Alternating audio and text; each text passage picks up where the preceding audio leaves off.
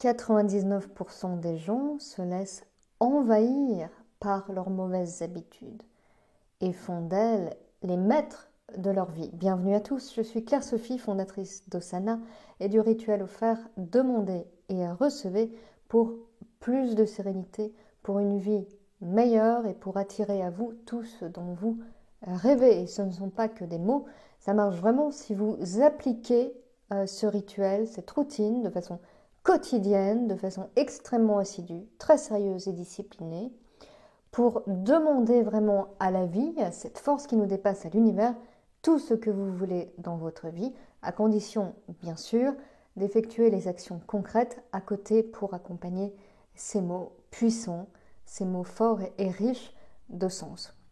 Donc c'est vraiment une intention qu'on va avoir envers soi-même et envers la vie, et vous verrez des effets significatifs, des effets extraordinaires, et je pèse mes mots, sur votre vie, sur vous, sur votre intégrité, sur votre pensée qui deviendra beaucoup plus sereine, apaisée et positive. Alors tous les liens sont en description et dans les commentaires. Beaucoup de gens disent « je suis peureux, je suis procrastinateur, je suis nul, je suis ceci, je suis cela ». Ils s'identifient très vite à leurs mauvaises habitudes qui, elles-mêmes, dictent leur vie.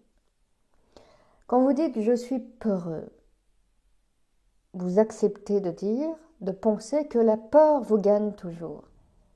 Et donc que vous ne sortez pas de votre zone de connaissance, de vos zones de confort, qui est tellement facile par définition. Donc vous acceptez d'être dominé par vos démons, par vos mauvaises habitudes.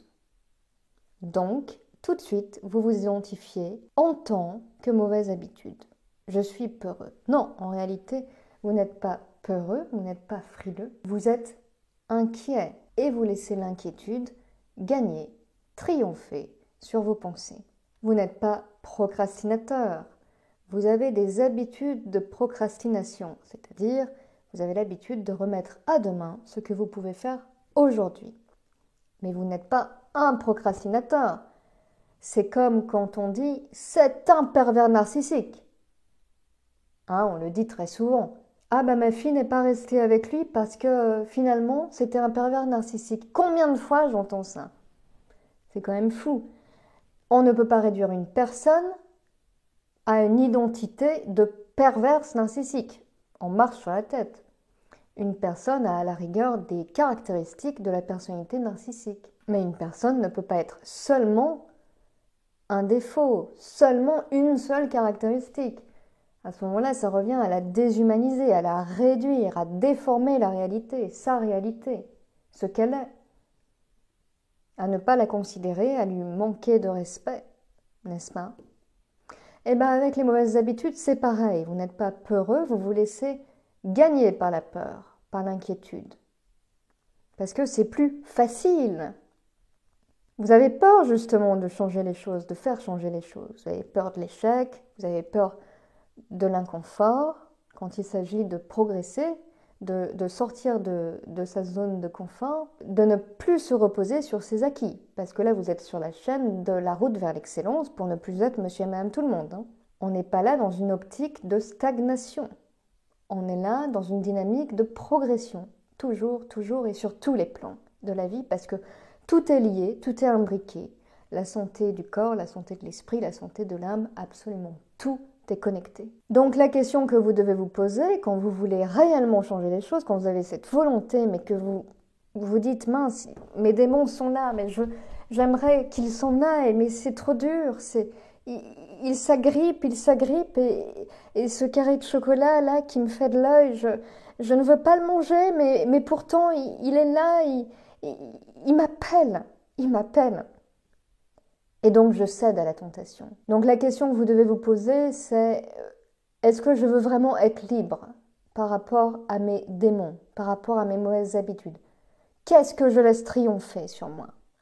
Parce que si vous laissez triompher une addiction, quelle qu'elle soit, ça peut être une addiction à l'alcool, à la drogue, à la cigarette, au chocolat, au sucre en général, eh bien, vous n'êtes pas libre. Vous êtes esclave de vos pulsions. Donc posez-vous toujours la question avant de succomber, c'est très dur, Attention, hein, moi, ma grande faiblesse, c'est le chocolat noir. C'est extrêmement difficile, je le sais. Mais posez-vous la question, au lieu de dire quel effet ça va avoir sur ma silhouette, suis-je vraiment libre si je cède à cette pulsion du moment? Est-ce que j'accepte de faire de ce carré de chocolat mon maître et d'en être l'esclave?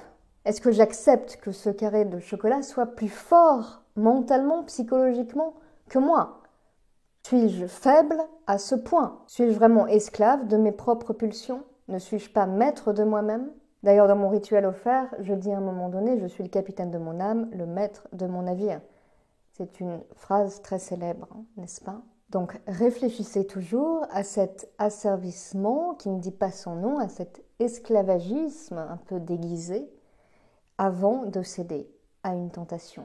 Pour vous aider à vous libérer des blocages, à vous détacher du passé pour embrasser l'avenir et la progression, je propose mon service de coaching privé. Vous pouvez jeter un œil. Les liens sont aussi en description, dans l'espace commentaire également. Et je vous dis à votre succès.